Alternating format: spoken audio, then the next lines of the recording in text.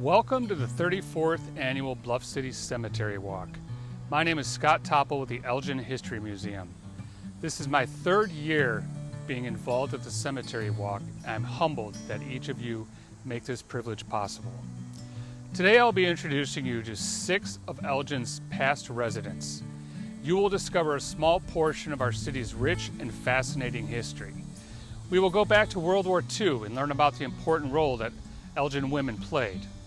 I hope you are ready to go back in time because I am ready to take you.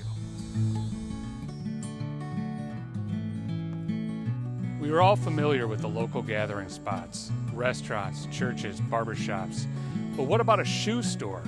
Well, I will let Daniel Broadnax explain. Daniel is portrayed by his grandson, Rage Ledbetter.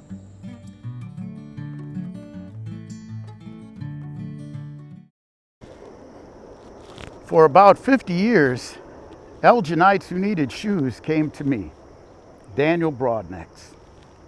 When I came here in 1925, I began working for Saks Shoe Rebuilders.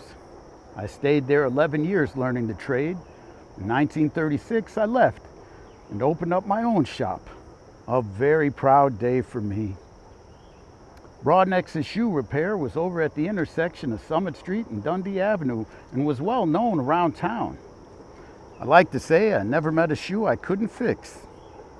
I loved the smell and feel of real leather and the detail in repairing shoes. But here's the fact though, I never understood spiked heels. How uncomfortable those must have been for the women that chose to wear them. I did enjoy chatting with my customers though, who ranged from the mayor himself to children with special needs. Over the years, you build relationships with people, and I like to think that my shop was a friendly place where people could come to visit. I spoke multiple languages, so I could converse with pretty much anyone. My son Richard helped decorate the shop with funny sayings like, "It is better to give than to lend," and it cost about the same. Another favorite was, "In God we trust, all others pay cash." There were pictures of my family also.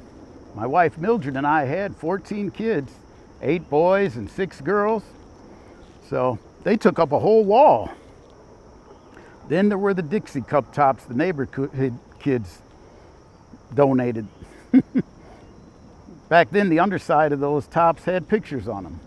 Movie stars, baseball stars, nature, whatever. The kids got a kick out of the displays that I made out of the tops they bought me.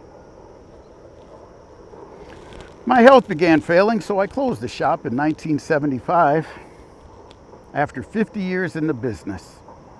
Now, I did work a lot, but as I said, I had a big family, so I did spend time with them, but we didn't really take family vacations. The shop was our main source of income, so I couldn't be gone for long. I also worked at my church. It was important to me. I served as a deacon for Second Baptist Church and as chairman of the deacons for many years. I was a trustee too. I was very blessed the day I was given the honorary position of Father of the Church in 1970. I don't know if they do that anymore, but I was sure pleased with it. Mount Moriah Masonic Lodge 28 was important to me also. I was a member for 32 years and held office as worshipful master for a few of those years. That was an honor too. Over the years, things have changed a lot for black people in Elgin. My wife's great-grandmother, Ann Bosley, came here in 1862 at the age of 24. She was enslaved in Alabama and escaped her slavery by coming north on the Underground Railroad. She found paid service positions in different homes here and worked as a practical nurse also. At the time, many Elginites were sympathetic to the idea of abolishing slavery, so as trainloads of contraband, as the freed slaves were called, arrived, they were welcomed for the most part. First Baptist Church of Elgin played a huge role in bringing those freed slaves here. Eventually, these new arrivals were able to set up their own church, Second Baptist, their own school, and even move into their own homes. However, they were only allowed to live in the settlement. The settlement was a 3-block area just south of what is now the Summit Street McDonald's. Why was the settlement put there? Who knows? At the time, maybe it's because it was swampland located next to the city dump. Good enough for escaped slaves, but not good enough for white folks. And yes, Mildred and I raised our children on Fremont Street, a part of the settlement. There's a monument to those settlers at the northwest corner of Fremont Street and Hill Avenue now. With all the freedoms we now have, can you imagine what it must have been like to be invited to live in a new land and start a new life, and then be told where you have to live, not for your own safety or shelter from the elements, just because, those weren't easy years. But eventually, black people became more accepted, and some of us, like the Newsoms and the Leaches and the Wheelers, were able to start our own businesses. Now we've seen a black superintendent of schools, a black city manager, a black president of Elgin Community College. The old school nearest the settlement, Sheridan Elementary, was even renamed after the school district's first black administrator, Ron O'Neill. The list of other accomplishments goes on by various cultures. So we've made progress. Yet, I still remember watching from in front of my shop as members of the Ku Klux Klan marched in parades through my town. One of my daughters said I should call the police on them. But I'd worked on enough shoes in town to recognize the boots of many of the men beneath those white robes, including those of law enforcement. Before I go, I want to tell you about my son, Ernie Broadnex. Now, I'm proud of all my children and their accomplishments. But since I was just talking about how the way things were for black people years ago, I wanted to let you know that Ernie has done so much for the black community here. Though he was raised in the settlement, he was never hemmed in by racism. He was one of 8 black students out of a student body of 3,800 to attend Elgin High School in the 50s. He worked for the Illinois Department of Children and Family Services for 18 years. In 1968, Ernie saw that there was just a recipe for disaster to have hundreds of black children hanging out on street corners with nothing to do after school. So he organized after-school activities at the Fremont Recreation Center. It became the social outlet for the black youth in this city. He got the school district to adopt an open gym program to allow black children to play sports. It became a model for similar programs in other cities. He's emceed bus tours through the settlement. He gives lectures about the old days in Elgin. He's even worked to complete a documentary on Elgin's black history. That film, called Project 231, can be found for purchase at the Elgin History Museum or for rental at Elgin's Gail Borden Public Library. It's even in schools throughout the state of Illinois. Yes, indeed, he has done a lot for the black community here. Well, that's about it. I've rested here in Bluff City Cemetery for 45 years now, but I've still been paying attention. I see how far we've come, but I also see how far we have to go. Thank you. Most people are aware of how women helped out on the home front during World War II, but few are familiar with the fact that many females flooded the workforce to help with the war effort, portrayed by Nancy Browse, Jamie Johnson, and Riley Galfie.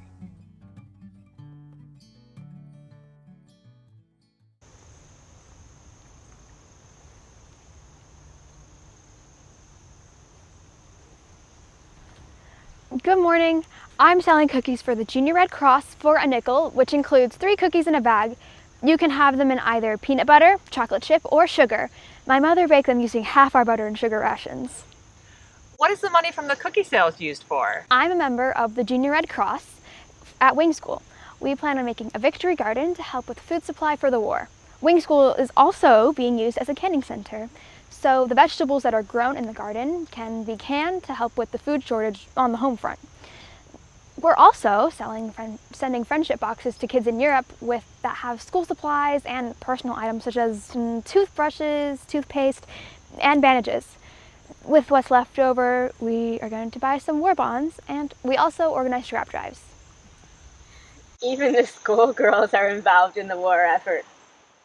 Sure, I'll take 2 bags of chocolate chip. I can eat them on my bus trip.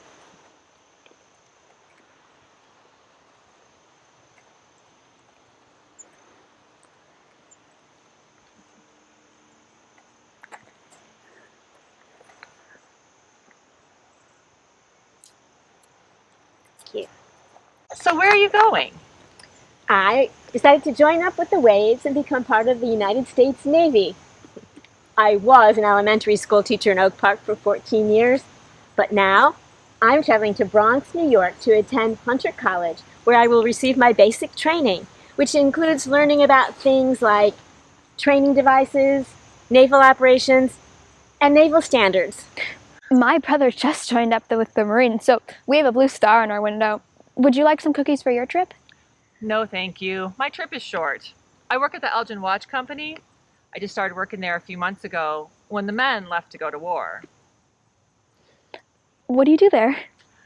We assemble mechanical time fuses for artillery shells, altimeters for airplanes, and sapphire bearings for our cannons. I'm also a member of the WOW. Last month we made cookie jars and baskets for the veterans at the cottages in the state hospital. So, what does WOW stand for?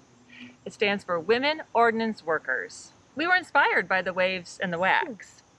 The goals of WOW are to support faithfulness to one's job, turn out quality work, and promote friendships between the girls on the bench and the girls in the office.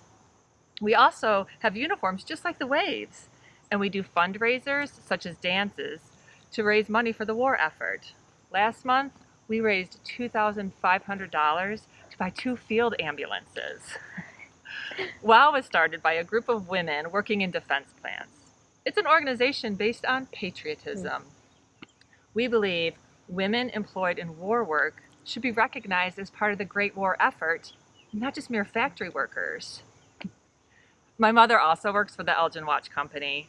She started our WOW chapter, post number 4. We have 125 members. There are several thousand nationally. We like to be thought of as the girls behind the men, behind the guns. My mother works for Woodruff and Edwards. She makes cores there for steel casting. When she leaves in the morning, she puts her hairnet on so her hair doesn't get caught in the machinery. And then she puts on her slacks, which I've never seen before, and heads off to work. They call her Cora the Core Maker. It's tough work, but the women there are handling it. After a long day, she comes home tired, but she says, "I'm doing a man's job to help win this war." You know, I have been seeing lots of ads in the newspaper wanting women to come work. The factories in Elgin must be very short-handed, and they need more women to help win this war. As they say, if you can bake a cake, You can bake a core. By the way, what does WAVES stand for? WAVE stands for Women Accepted for Voluntary Emergency Services. You know, women who join the Waves are actually part of the U.S. Navy along with the men. Congress opened this up first last year. Waves go to 6 weeks of basic training, and then they're sent to specialized training schools to learn about certain fields that are needed. Then they're stationed on the frontiers of the United States and at the great naval bases. They do onshore jobs so that men are freed up to go fight on the front. I decided to enlist, of course, to help with the war effort, but also to go to a new place and to try a new vocation. I'm really looking forward to this opportunity. Well, I better get going to school now. I'm running late, but it was so interesting hearing both of your stories and what us girls are doing to help with the war effort. Thank you so much for buying cookies. Oh, here's my boss. It was really nice meeting you. Good luck on your new Waves adventure. You know, why don't you take a bag of these cookies for your work day? Thank you. Hang in there on the home front. Things seem to be turning for the better with the war. Hopefully it'll be over really, really soon, and we will all be able to go back to our normal lives.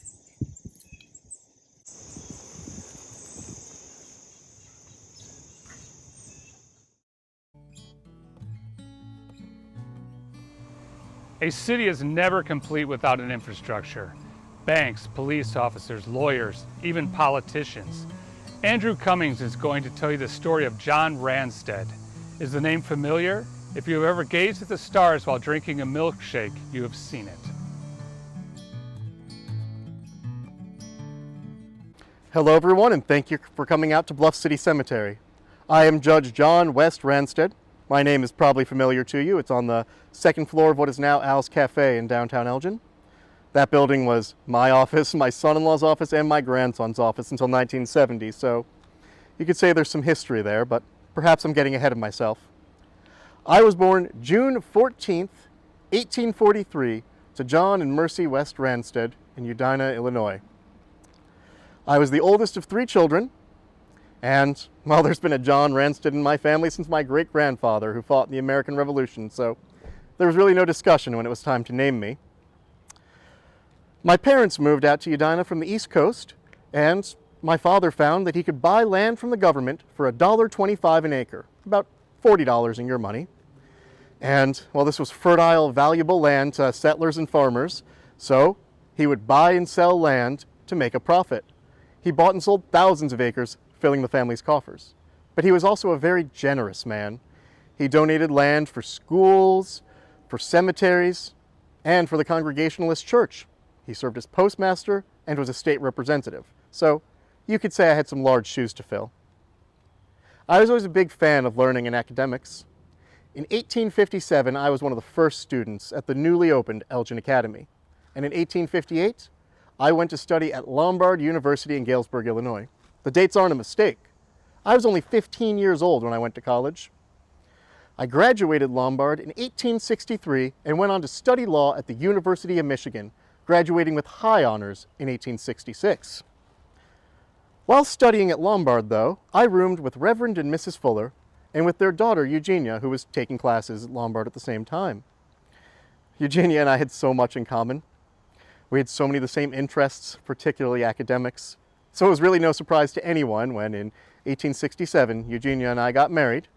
We spent a year on my family's farm out in Udina. And then in 1868, when we were 25 years old, we moved to downtown Elgin and I started my own legal practice. I was at home in the courtroom. I prepared and studied so extensively for every single case that, it was said, I was never caught unawares on any single detail. And my honesty and integrity was so absolute that judges would accept any statements I made, knowing that I wouldn't lie to them. And instead of making grandiloquent speeches to win at cases, I used forceful and logical analysis, which made my opponents truly fearful to face me. From 1870, I celebrated this success in 1892 by building an Italianate-style commercial building to house my practice at what is now DuPage and Spring Streets in downtown Elgin. That's where Al's Cafe is. In fact, you can dine on the second floor there and still see the cabinets that myself, my son-in-law, and my grandson all used for our legal practices. In 1871, I served as attorney for the city of Elgin until 1873, when I decided it was time to run for judge.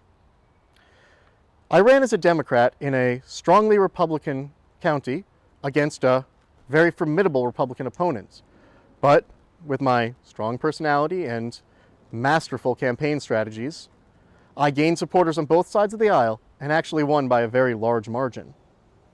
When it came time for my second campaign, well, they couldn't find anyone to face me, but I still campaigned just as hard. While serving as a judge, I systemized business in the courthouse. I ran things efficiently and honestly and gained a very strong reputation. I only served 9 years as a judge, though, before deciding to voluntarily step down. I wasn't interested anymore in politics, even though people kept encouraging me to run for higher office. It just wasn't what I wanted to do. I wanted to return to my small law practice, but I remained heavily involved. I was a president of the Home National Bank. I served as a director of the public library. I was a trustee at the Universalist Church, and I was one of the main organizers of the Elgin Waltonian Group, an organization that promoted fishing in the Fox River. I stayed involved, and that was most of my activity there. To jump back a bit, in 1875, Eugenia and I built our home at 4 North Jackson Street, a beautiful Italianate-style mansion that cost us $15,000 to build. To some of you, this sounds like a bargain, but the average home at the time cost less than a tenth of that. But our home also wasn't an extravagance. This was my sanctuary. Every day that I could get home for lunch, I did, and I built up quite the library collection. It was considered to be one of the finest in the entire Midwest. We actually later expanded our home with the help of famed Elgin architect W.W. Abel, turning it from Italianate style into Queen Anne style, which is what you'll see today if you go by. The year after we built our home, in 1876, saw the birth of our daughter, Janet West. She was a delightful child who followed along in our family's traditions and ended up in 1899 marrying a lawyer, Charles W. Lehman, who worked for my firm. Only a few years later, in 1905, Charles was made a full partner in my firm. Sadly,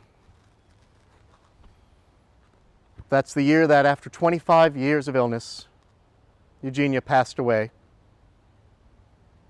I never thought I would get remarried. I thought I would remain alone for the rest of my life, and so did most of my friends. But to everyone's great surprise, a few years later, in 1912, I married a young school teacher, Julia Merrill. We kept our nuptials a secret, and we didn't even tell our close friends until we returned from our honeymoon in Chicago. It wasn't long after this, however, that I fell ill, and only after 3 years of marriage, I passed away February 15th, 1915, at 71 years old. Julia remained in our home for a few more years before joining Eugenia and I here at Bluff City Cemetery, where all of us are buried. I'd like to thank you all for coming out and hearing my story, and I hope that you enjoy the rest of your day at Bluff City Cemetery. We all have a passion. It could be sports, music, cooking, or just helping people. I would like to introduce Eliza Lovell, one of the greatest humanitarians in Elgin history. Eliza is portrayed by Carol Townsend.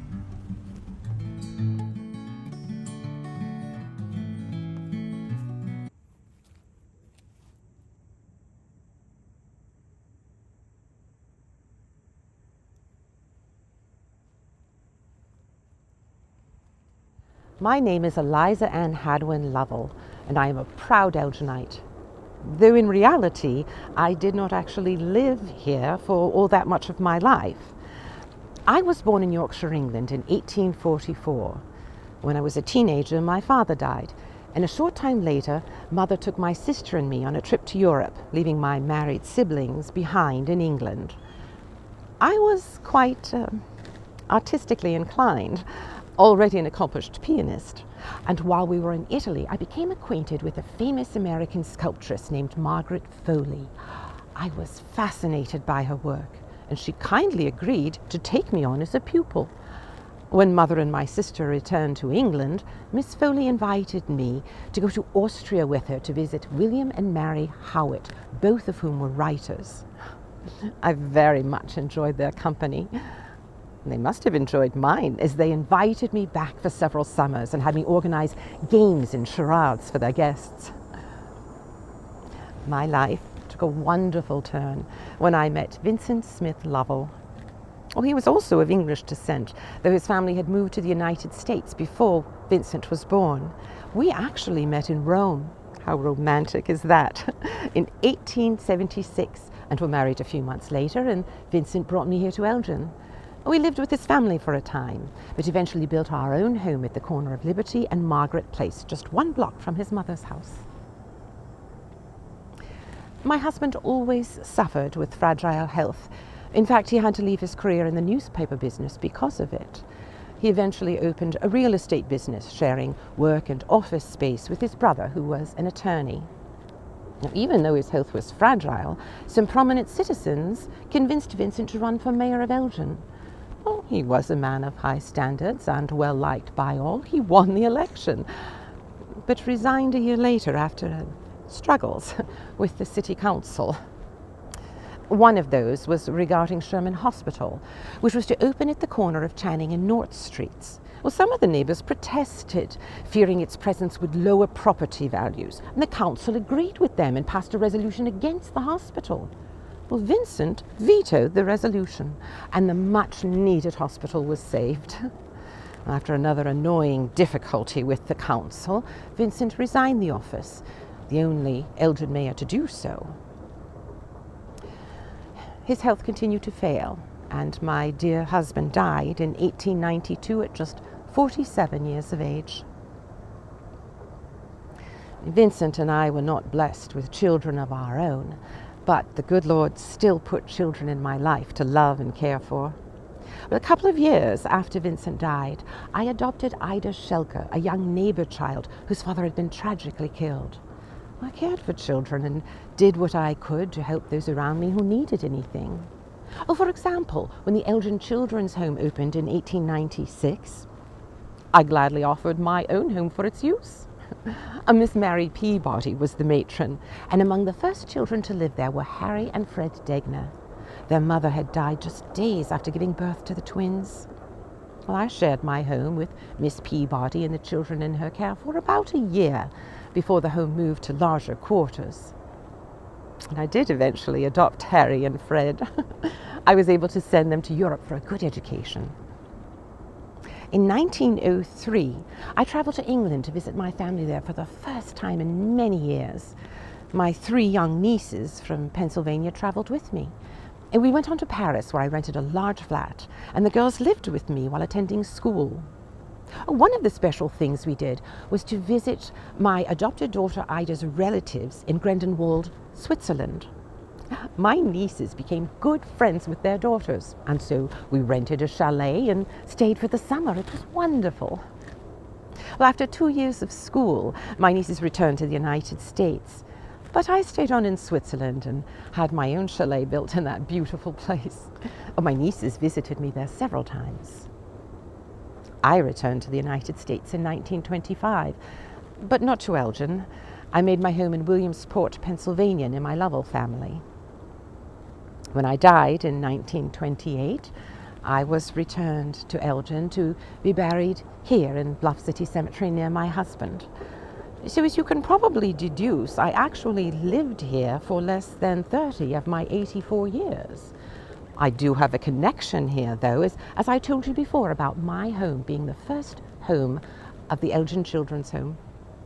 In later years, it became the first home for the Community Crisis Center, a sanctuary for battered women and their children.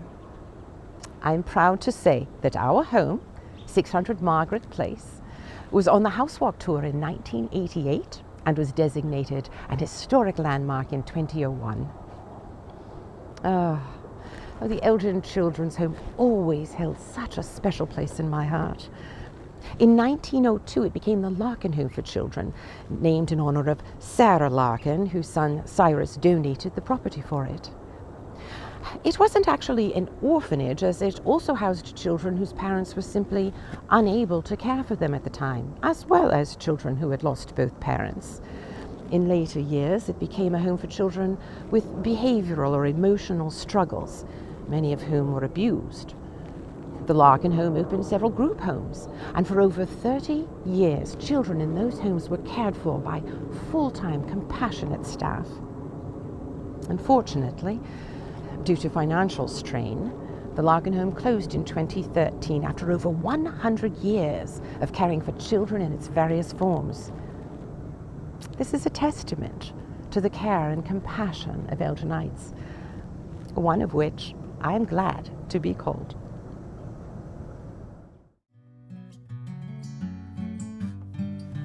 We have all heard the rags to riches stories. When you're down and out, get back up, brush yourself off. Well, this is one man who did just that. Henry Sherman is going to tell you what it was like, portrayed by Galen Malik. Greetings, everyone. My name is Henry Sherman. I spent my final hours on September 18th, 1892, surrounded by my family. Jeanette, my wife of 56 years, and our grown children, Cornelia, George, and Henrietta. Now, during my life, I seized every opportunity to make something of myself. I was born on November 28th, 1805 in Amenia, New York. My father died when I was 18, leaving me responsible for my mother and 9 siblings. There was very little time for education. I relied on my wits and perhaps a little luck to survive and even thrive, but not without some setbacks. Now, at first, I farmed to support my mother and my siblings until my health failed. Then I needed to try something different. So I went into business, and I had some success. Things were looking up until the Panic of 1837. Like many others, my business failed, and I was left penniless. So, in 1838, I bought a stock of clothing on credit for $500, and I moved west to Elgin. I managed to stake a claim on a 300-acre farm just south of what is now Larkin Avenue, and I built a shanty with the intent of farming the land. Now, unfortunately, there was no market here for the items I brought from New York, so I needed to go to Mineral Point, Wisconsin to sell my goods. From there, I returned to New York for my family, arriving back in Elgin with them and 8 cents in my pocket. Back in Elgin, unfriendly neighbors disputing my claim had torn down my shanty. Undeterred, I rebuilt my home and I minded my own business. Eventually, I earned the respect of my neighbors. Now, my farming venture was a success, but in 1851, I chose to move into town and re-enter the mercantile business. That year, I became the proprietor of a drugstore on Chicago Street.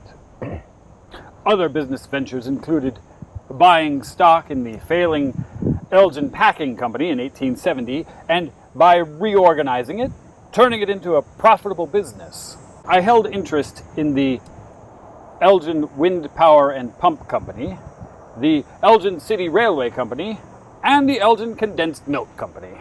I was honored by being named one of the 4 immortals. Immortal indeed. Now that I think of it, my name has been immortalized in a number of ways in this fair city. Let me explain. In 1864, the National Watch Company of Chicago was organized, and the location of the factory was offered to Elgin. Now, there were 2 conditions. A site of 35 acres be deeded to the company, and $250,000 worth of stock be pledged by Elgin residents. Tall order. But 4 of us, Sylvanus Wilcox, Walter Peace, Benjamin Lawrence, and I, we purchased a 171-acre farm, donated 35 acres to the company. We also subscribed to the balance of the stock that had not been sold, thus ensuring the establishment of the watch factory in Elgin. So grateful were the residents for our efforts that we were named the 4 Immortals. There were many firsts in my list of accomplishments. Let me see. In 1855, I was one of the first trustees appointed to the Elgin Academy, serving until my death. In 1866, my tenant farmer and I built the first cheese factory in the state. In 1869, I was one of 3 trustees, the only local, to be appointed by the governor to oversee the new Illinois Northern Hospital for the Insane. I served as the first Elgin Township assessor in 1870. I was one of the founders of the Elgin Dairy Company, the first butter factory west of the Great Lakes. Another first was my home. Built in about 1868 on 121 Villa Street, occupying most of the block. In 1884, it became the first home in Elgin with electric lights. Probably my best known first of accomplishments was, well, my donation in 1888 of a 2-story house on the corner of Channing and North Streets. I donated it to the Women's Club, and it served as Elgin's first hospital fittingly named Sherman Hospital. When the hospital became overcrowded 3 years later, I donated a farmhouse on the corner of Center and Cooper Streets. I believe the hospital stayed at that location for the next 118 years before being relocated to a larger campus. I'm told that the hospital still bears the name Sherman. Another example of my immortalizing my name. Let me be clear. It was never my intent to have my name immortalized. No, the motivation for all of my business ventures and donations to Elgin was the improvement of the lives of the people of this town. Now, the relationships of family and friends mean more to me than my name on any institution. You see this cane? I treasure this gift, given to me at the celebration of my 80th birthday. Over 100 Elgin friends came to wish me well that day and share stories of the early pioneer days. That, my friends, is the true indication of a fulfilling life.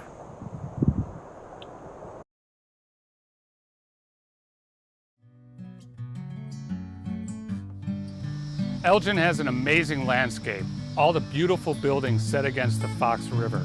Did you know it took a family? I would like you to hear the story of Ralph Elliott Abel, as told by Mark Fortman.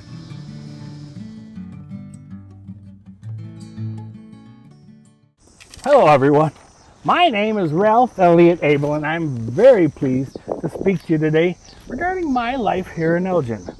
But before doing so, however, I would be remiss if I did not first mention my father, William Wright Abel, or W.W. Abel, as he so loved to be known by. It was his guidance and some inherited talent that enabled me to follow in his footsteps to become the second notable Abel architect in Elgin. Now, you may be familiar with some of my father's designs. The Ludlow Shoe Factory, which is located serendipitously on Shoe Factory Road, which was later converted to residential units. Also, the 16-sided Teeple Barn, which was truly an architectural achievement, but sadly was destroyed by a storm before efforts to preserve it could be completed. Two other designs are the Universalist Church, located on the southeast corner of Villa Court and DuPage Street, and the former Gail Borden Public Library building located on 50 North Lee Street. Now, I too have contributed mightily to Elgin's architectural heritage, but before we delve into that, I'd like to tell you a little of my early life. I was born here in Elgin, September 21st, 1880, and I attended the Elgin schools. And after graduating, I attended the University of Illinois, where I graduated with high honors, receiving a Bachelor's of Science degree in 1904. I then attended Cornell University, where I received a Master's of Science degree in architecture. Cornell recognized my unique talents as I received their Sands Medal for Excellence in Design. Having completed my education, I began to work at my father's firm. He had an office up on the fourth floor of the Home Bank building, which is now the site of the current Elgin Tower on Chicago Street. And I also worked out of an office in Chicago. I was very proud to be working side by side with my father, W.W. Abel, at the firm serendipitously titled W.W. Abel and Son, as if I could have possibly worked for anywhere else. After establishing myself in the firm, I met a very spirited Chicago girl, my beloved, Ida Mae Gifford. We married in 1913, and very soon after were blessed with two beautiful daughters, Audrey and Arlette. Gadzooks, folks, I had found myself surrounded by women. I was outnumbered and outvoted at every turn, but I loved every minute of it. Most of my life was spent here in Elgin, but after W.W. passed away, I moved my family to Dallas, Texas for a short while, but we returned in the early 20s, and I remained in Elgin for the rest of my life. Now, I am not one to boast, but I feel I should describe for you just a few of the architectural gems and masterpieces that I made for the city of Elgin.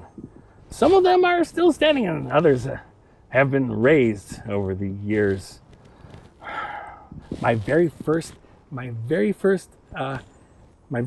project was a factory for the Elgin Butter Tub Company.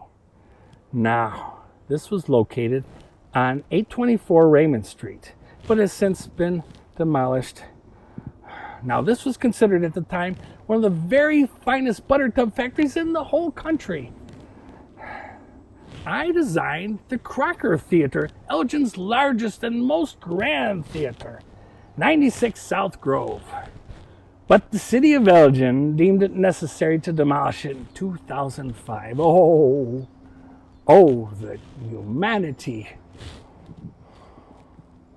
I included a 2,500-seat theater in the Masonic temple that I designed. And by the way, I was the very first person knighted in that very building in the Bethel Commandery. So from now on, please refer to me as Sir Ralph the Modest. Now, my specialty was designing school buildings, and I designed the Gifford and Chapel Street entrances to the Elgin High School on Chicago Street. Now, this has since been converted into offices for the Elgin School Board, administrative offices. And I designed many other school buildings for other fine cities. I've also designed quite a few houses. The Arlington Heights Historical Museum has possession of an arts and crafts style house that I designed in 1912. But the one I'm very most proud of is our family home that I designed in 1923. The location is 223 Northworth Avenue. I do feel that its artistic and unique details speak of my creativity as an architect. And if you will indulge me, I'd like to describe for you some of those details if you have not seen it. Now, I based our home's design on the Italian Renaissance Revival style. That was very popular from the 1890s to the 1930s, but seldom seen in this area. Now, this is not a pure example, but rather a more personal interpretation. I did retain the exterior brick masonry finish and the low-pitched hip roofs that was common to the Italian Renaissance Revival home. And I also employed the style element of making the first floor windows much larger and much more dramatic than those on the second story.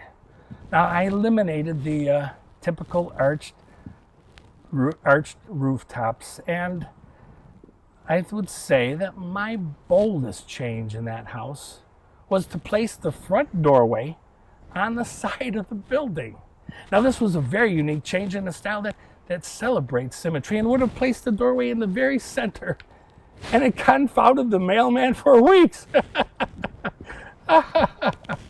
because of its unique style and its unique design. It was considered cutting edge in 1923 and has remained one of Elgin's most treasured residences.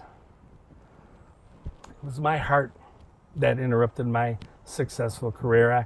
After spending a week in Chicago's Columbus Hospital, I succumbed to heart failure. September 18th, 1947. At the age of 67, too soon. Too soon to accomplish all that I had planned. I urge you folks to remember the legacy that my father, W. Abel, I, and other notable architects have left for the city of Elgin. Embrace, appreciate, and above all, preserve these gems that we have left for you. They are our legacy to its city and its fine citizens. Thank you very much.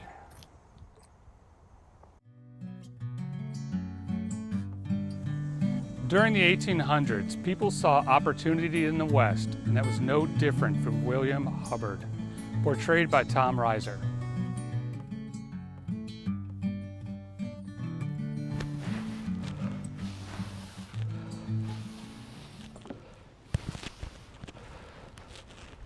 Temperance! Temperance, ladies and gentlemen.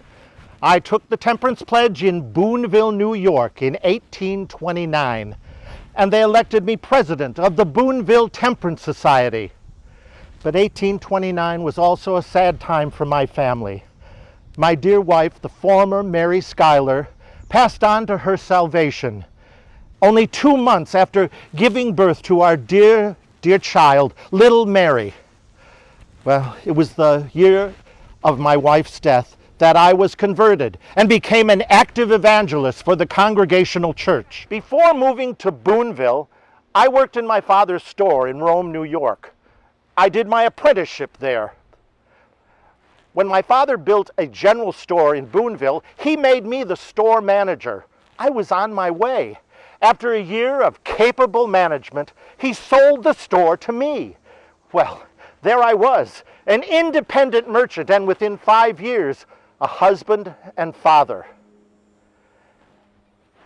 From Providence, Rhode Island, where I was born, to Rome, New York, and then on to Boonville, is less than 300 miles as the crow flies.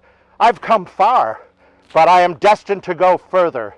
The West was opening up. There was opportunity. The whole country was moving west.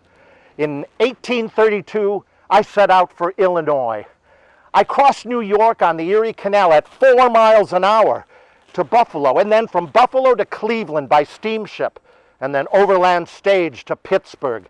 I sailed down the Ohio and up the Mississippi to the Illinois, and then up the Illinois to Naples, Illinois. It was still 40 miles overland to Springfield. My expedition halted there because of the Black Hawk War. Nonetheless, my perceptions of Illinois were quite good. I returned to Boonville with the full expectation of relocating to Illinois. My little girl was 4 years old and living with Grandpa Schuyler. Well, the Schuylers raised a fuss and dissuaded me from moving to Illinois, so I resumed business in Boonville and, well, I wasn't happy. 2 years later, very early in 1835, I ventured out again to Illinois, and I took my brothers Benjamin and Stephen with me. Oh, it was a perilous, risky, life-threatening trip, but finally we reached Chicago. Chicago was a mud hole, a mud hole. We had purchased goods for resale, but we couldn't find any place viable. There was nothing suitable. But for me, the last straw was that they were doing business on the Sabbath. Having been warned that failure was imminent if we didn't open our stores on Sunday was enough for me to abandon Chicago. Joliet beckoned, so we set up shop there. But soon there were many shops, too many shops, and our business was not sustainable. Our next venture was to farm an acreage in Livingston County, Illinois, along the Vermilion River. In late 1835, I returned to Boonville to get my daughter and mother. Our father followed a few weeks later. That first year on the farm, we did very well, selling grain and corn to area immigrants. But then the bottom fell out. It was the panic of 1837. I had to find another profession. I met my second wife, Charlotte Wright, in 1839, and we were married. Her cousin was the merchant capitalist Benjamin Raymond of Chicago. I procured a position in one of his shops in the city. By 1843, I was elevated to store manager to a business on Chicago and Spring Streets, right here in Elgin. The business was owned by my wife's cousin, but I moved the family to Elgin. It was 1850, and I was 46 years old and had 6 children, little Mary, and 5 with Charlotte. Of those 5, only 2 would live to see the 20th century. My sons, Henry and Will. In 1851, I opened my very own dry goods store here in Elgin.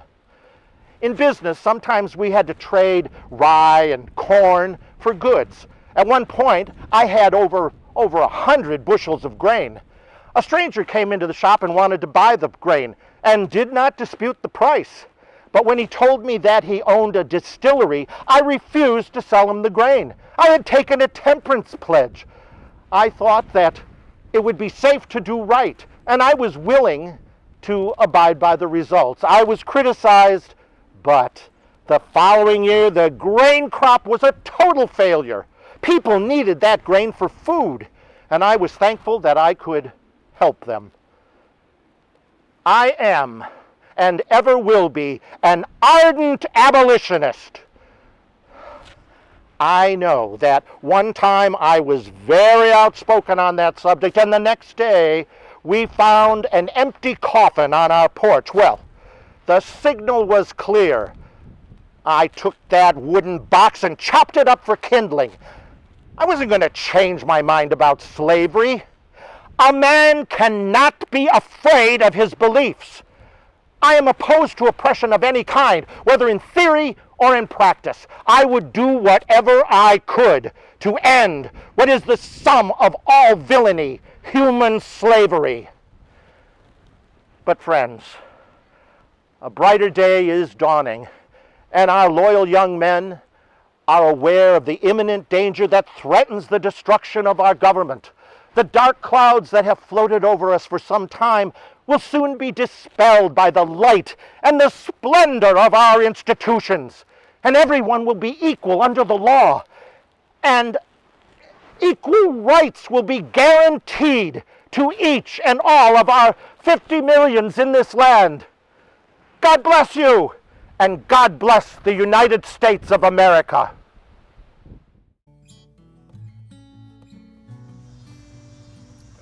We hope you enjoyed this year's presentation of the 34th Bluff City Cemetery Walk from the Elgin History Museum.